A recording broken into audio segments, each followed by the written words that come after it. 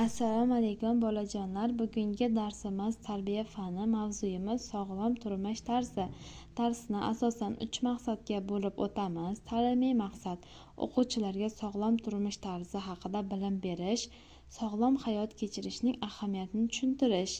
Tarbiyaviy maqsad: bolalarda tozalik, foydali odatlar, tartiblik, gigiyenaga amal qilish, mehnatsevarlik va o'z salomatligiga mas'uliyatli munosabatni shakllantirish. Rivojlantiruvchi maqsad: o'quvchilarning fikrlash, tinglash, so'zlash, kuzatish va xulosa chiqarish ko'nikmalarini rivojlantirish. Assalomu alaykum bolajonlar. Bugun biz sizlar bilan juda muhim mavzuda gaplashamiz. Har bir inson hayotida eng muhim narsa bu sog'lik albatta.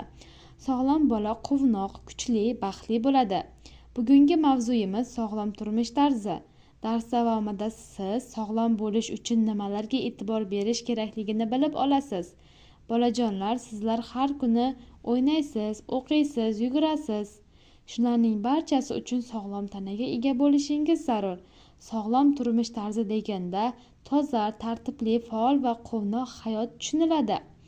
Sog'lom yashaydigan bola kam kasal bo'ladi, darsda faol, kayfiyati doim yaxshi bo'ladi. To'g'ri ovqatlanish: sog'lom hayotning birinchi sharti bu to'g'ri ovqatlanishdir.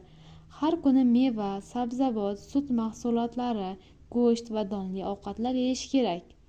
Chips, gazli ichimlik, ortiqcha shirinlik sog'liq uchun zararli albatta.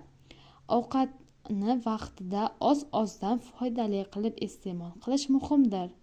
Tozalik va gigiyena: tozalik sog'liqning asosi. Qo'llarni yuvish, tishlarni tozalash, sochni tarash, kiyimni toza tutish, bularning barchasi sog'lom hayot belgisidir. Tana toza bo'lsa, kayfiyat ham yaxshi bo'ladi. Dam olish va uyqu: bola organizmi yaxshi rivojlanishi uchun kuniga 9-10 soat uxlashi kerak. Kechqurun erta uxlash va ertalab barvaqt turish foydali odatdir. O'yin va darsdan keyin vaqtida dam olish bola kuchini tiklaydi. Bolajonlar, sog'lom bo'lish bu bizning eng katta boyligimiz. Har kuni sog'lom odatlar bilan yashang, tabassum qiling, harakat qiling, toza bo'ling. Sog'lom bola baxtli bola.